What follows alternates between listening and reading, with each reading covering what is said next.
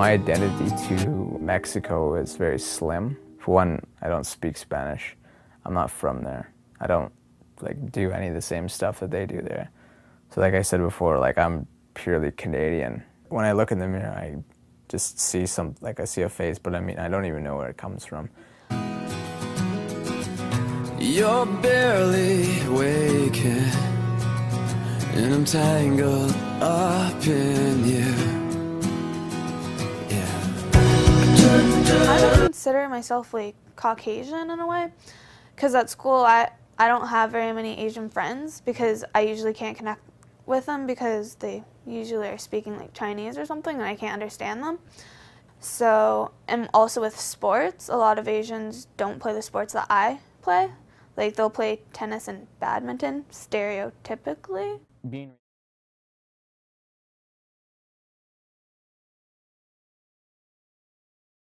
Being raised in a small town and being one of the few dark people there are, because the only other dark people that are there are the First Nations bands that are around. There was a surprising amount of racism involved in it, and this is from this is when I started kindergarten, and ever since then I've been sort of trying to find what my cultural identity is, and I figured in this day and age I figured it doesn't matter what my ethnic cultural identity is. If I align and I just have to be true to myself. So what you see before you is sort of like the result of just searching, and I realized, it doesn't matter. People just need to accept me for who I am, and that's it. And if they can't, I don't want to be around them. Even the wrong words seem to rhyme out of the doubt that fills my mind. I'll somehow find you and I collide. But also with respect to adoption, I think that seeing her and my dad also being so okay with having a multicultural family and adoptive children made me really okay with the adoption. I think that the way she answered questions when they were asked and the way she presented us and the way we interacted with our community made me really comfortable with who I am and our family. I'm quiet, you make a first impression. Hard for me to come up with a word that describes my racial identity, because I know that I'm Korean, I look Korean, I look Asian, but I don't necessarily feel it. And I don't know, it's kind of hard. When I went to university and I went to UBC, University of British Columbia, and there was a large proportion of Asian students. And I remember this one time in first year when this Asian student, I think she was Chinese, she was like, you're not really Asian. And I was just like, what? I don't know what you're talking about. And it's you're Korean, but you're not really Korean because you don't act it, and I don't know what it is to act it, but I guess I didn't. Yeah.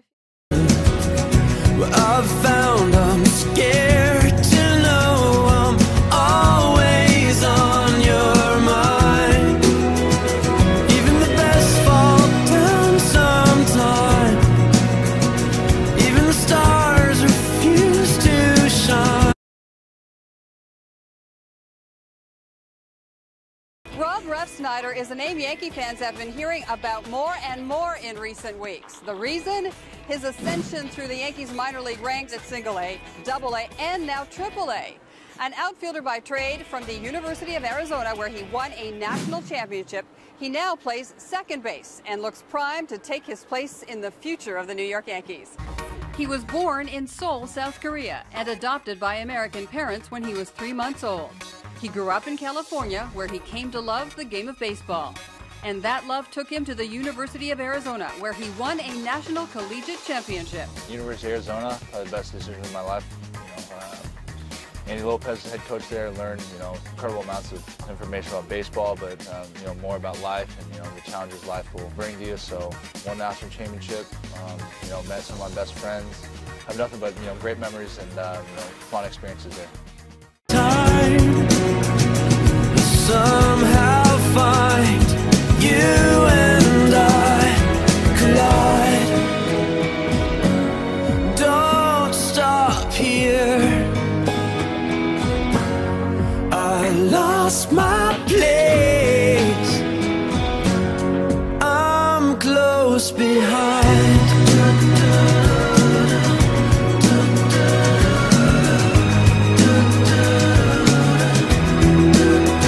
The spate of adoptions by Hollywood celebrities has undoubtedly caught the watching world's eyes. Let's check out some of those celebrities who have taken up to adoption. To say that Angelina Jolie started the trend wouldn't be wrong. She and superstar husband Brad Pitt adopted a 6-month-old AIDS orphan Zara from Ethiopia back in 2005. The couple has also adopted 2 more children from Southeast Asia. Sex and the City star Kristen Davis adopted an African daughter, Gemma Rose, in 2011. Desperate Housewives actress Jolie Fisher adopted African-American girl Olivia Luna in 2008, is another who joined the bandwagon when she adopted Banda Mwale and later Mercy James from Malawi. She frequently takes them back to visit their birthplace and spend time with their biological parents. Oscar winner Sandra Bullock adopted an African-American child in New Orleans and named him Louis Bardo Bullock. Director Steven Spielberg also adopted 2 African-American children, Theo and Michaela George. TV actress Mariska Hargitay is another who adopted 2 colored children in the past couple of years. Along with husband Peter Herman, she adopted Andrew Nicholas and Amaya Josephine. More recently, Monster star Charlize Theron completed an adoption after expressing her desire to do so a few years ago. Even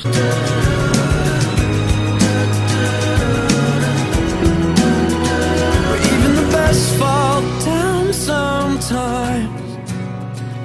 Even the wrong words seem to rhyme. Out of the doubt that fills your mind, you finally